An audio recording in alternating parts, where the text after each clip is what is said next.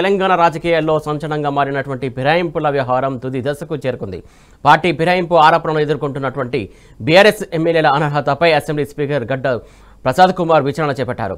ఇప్పటికే 4 ఎమ్మెల్యేల cross examination పూర్తయిన నేపథ్యంలో మిగిలిన కేసులను విచారిస్తున్నారు. ఫిరాయింపు నిరోధక చట్టం ప్రకారం స్పీకర్ విచారణలు చేస్తున్నారు. 4 ఎమ్మెల్యేల కేసులో ఇవాళ వాదనలు విన్నారు. రేపు కూడా ఓవరాల్ ఆర్గ్యుమెంట్స్ విననున్నారు స్పీకర్. ఈరోజు Vivekananda Goud versus Tella Venkatrao, Jagadish Reddy versus doctor Sanjay కేసును విచారించారు సభాపతి. రేపు జగదీష్ రెడ్డి వర్సెస్ పోచారం శ్రీనివాసరెడ్డి, కల్వకుంట్ల సంజయ్ వర్సెస్ అరకిపూడి గాంజీల కేసు విచారించనున్నారు. సుప్రీంకోర్టు వ్యాఖ్యల నేపథ్యంలోనే విచారణను వేగవంతం చేశారు. అయితే ఇంత జరుగుతున్నా దానం నాగేందర్ దాఖలు చేయలేదు.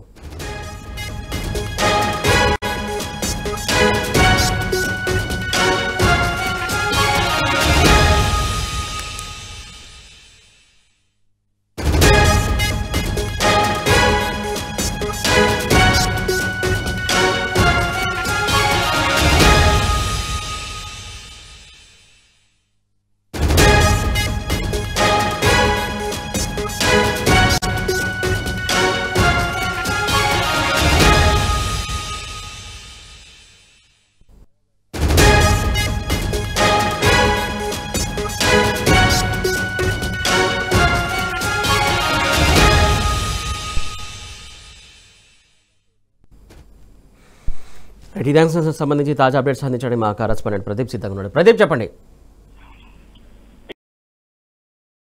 పూర్తయింది.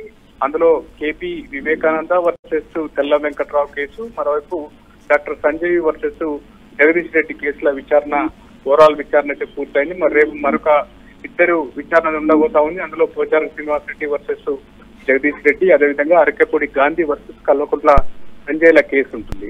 ఈ కేసు ఓవరాల్ ఆర్గ్యుమెంట్స్ పూర్తయితే మొత్తం 8 మంది ఎమ్మెల్యేలకు సంబంధించినటువంటి పార్టీ ఫిరాయించిన ఎమ్మెల్యేల్లో విచారణ పూర్తవుతుంది. తుది తీర్పు వెలువడాల్సి ఉంటుంది. ఇక 2 ఎమ్మెల్యేలకు సంబంధించినటువంటి కేసు తోడుకు ఇప్పటి వరకు స్పీకర్ ఇచ్చినటువంటి నోటీసులకైతే వాళ్ళు కౌంటర్ దాఖలు చేయలేదు. ఆ 2 ఎమ్మెల్యేలు దానం నాగేందర్, స్పీకర్ ఎలాంటి నిర్ణయం తీసుకుంటారు అనేది ఉత్కంఠగా మారినటువంటి పరిస్థితి. వైపు ముఖ్యమంత్రి రేవంత్ రెడ్డి నిన్న అసెంబ్లీ వచ్చారు. ఏదైతే శాసనసభ సంబంధించినటువంటి జరుగుతున్నటువంటి పునరుద్ధరణ పనులను పరిశీలించారు. అందులో భాగంగా స్పీకర్ తోనూ కొద్దిసేపు భేటీ అయ్యారు. వారిద్దరి మధ్య ఈ పార్టీ ఫిరాయించిన ఎమ్మెల్యేలకు సంబంధించినటువంటి ఎపిసోడ్ చర్చకు వచ్చిందన్నటువంటి ప్రచారం అయితే ఉంది.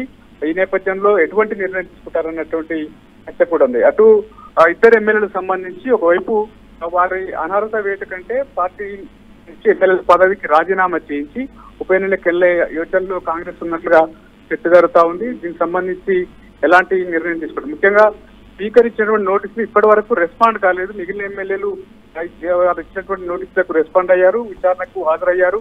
కానీ ఆ 2 ఎమ్మెల్యేలు హాజరు కాకపోవడం వెనుక వారిని రాజీనామా చేయిస్తారన్నటువంటి ప్రచారం అయితే జరుగుతా ఉంది. ఎటువంటి నిర్ణయం తీసుకుంటారో చూడాల్సిన పరిస్థితి ఉంది.